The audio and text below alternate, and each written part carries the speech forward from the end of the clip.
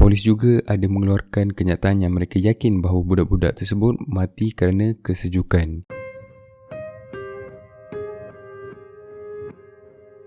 Okey, hai dan Assalamualaikum. Hari ini aku nak bercerita tentang salah satu kes yang amat popular di Korea, iaitu misteri kes kehilangan 5 sekawan di Daegu, Korea Selatan. Kes ini mendapat liputan menyeluruh di Korea sehinggalah hari ini. Jadi kita bermula daripada hari kejadian, iaitu pada 26 Mac 1991. Pada hari tersebut, adanya satu pilihan raya di Korea yang menyebabkan cuti awam. Kerana bercuti sekolah, 6 sekawan yang berumur dalam lingkungan 9 ke 13 tahun mengambil keputusan untuk pergi mencari telur salamander di kawasan berbukit berdekatan dengan rumah mereka.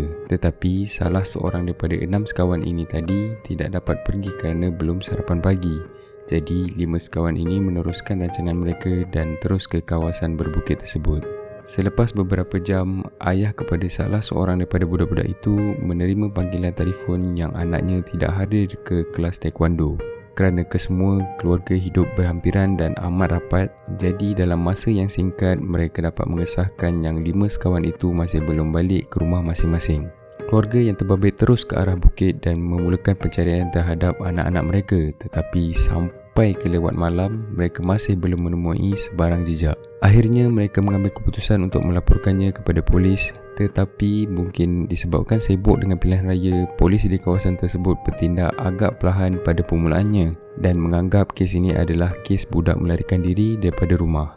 3 hari selepas hari kejadian, satu panggilan telefon ke rumah salah satu keluarga mangsa memberitahu yang dia menculik budak-budak tersebut dan meminta duit yang banyak sebagai penukaran. Dengan bantuan polis, mereka pergi ke tempat yang dijanjikan. Selepas menunggu sejam lebih, malangnya tiada orang yang tampil untuk membuat pertukaran dan budak-budak itu juga tidak kelihatan. Seminggu berlalu, berita tentang kehilangan budak-budak di Daegu ini menjadi berita utama.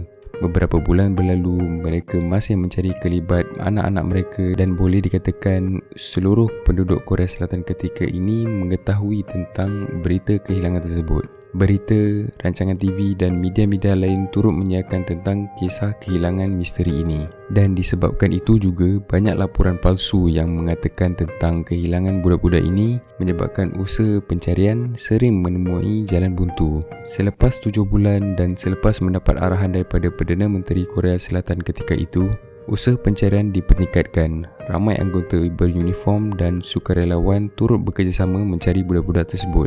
Tetapi usaha mereka juga tidak membuahkan hasil. Salah satu kawan kepada budak-budak tersebut dikatakan terdengar satu das tembakan diikuti jeritan budak-budak pada hari kejadian. Orang-orang kampung mengatakan ini ada kemungkinan berkaitan dengan tempat menembak yang berdekatan dengan bukit tersebut. Ianya kepunyaan anggota askar Korea Selatan. Dan kebanyakan rakyat Korea Selatan juga percaya yang mungkin kejadian kehilangan tersebut ada kaitan dengan padang sasar atau tempat menembak itu. Tetapi polis masih tidak pergi menyisat di kawasan tersebut. Walau bagaimanapun, kelima-lima keluarga mangsa masih gigih mencari walaupun telah beberapa tahun berlalu. 5 tahun kemudian, seorang profesor ahli psikologi yang dikatakan datang dari Amerika mengatakan yang salah seorang daripada bapa mangsa adalah pembunuh kelima budak-budak tersebut dan menanam mereka di bawah rumahnya. Walaupun dalam keadaan yang sangsi, mereka mengikut kata ahli psikologi ini kerana dia begitu yakin dengan tekaannya. Selepas menggali bilik dan ruang tamu rumah tertuduh, akhirnya tiada bukti yang dijumpai menyebabkan profesor itu terus ditahan serta-merta. Pada 26 September 2002, 2 orang tempatan pergi mendaki bukit di kawasan budak-budak itu hilang 11 tahun yang lepas. Tidak lama selepas itu, mereka terlihat ada pakaian lama di satu kawasan dan selepas meneliti dengan lebih dekat, mereka mendapati ada tulang manusia yang bersama dengan pakaian lama tersebut. Selepas melaporkan kepada polis, polis tiba untuk membuat pengesahan dan boleh dikatakan kesemua keluarga pergi ke tempat kejadian untuk cuba mengesahkan jika mayat yang ditemui adalah anak-anak mereka. Selepas melihat daripada pakaian yang ditemui, keluarga mangsa dapat mengesahkan bahawa itu adalah anak-anak mereka. Tetapi ada juga perkara yang aneh, iaitu baju yang dipakai oleh salah seorang daripada mangsa terikat di bahagian lengan. Simpulannya amat kemas, menyebabkan orang ramai percaya ada orang lain yang mengikat mereka. Terdapat juga peluru dan kelongsong peluru yang tidak digunakan di dalam baju mangsa dan juga di kawasan berhampiran tempat kejadian. Disebabkan yang mengeluarkan bukti-bukti di tempat kejadian adalah polis, jadi perkara ini menyusahkan lagi kumpulan forensik yang tiba kemudian untuk menyusun bukti-bukti yang ditemui. Polis juga ada mengeluarkan kenyataan yang mereka yakin bahawa budak-budak tersebut mati kerana kesejukan. Ini menaikkan lagi marah ahli keluarga dan orang ramai terhadap anggota polis yang membuat banyak kesilapan dan kenyataan yang tidak munasabah ketika menyiasat kes kehilangan dan pembunuhan ini.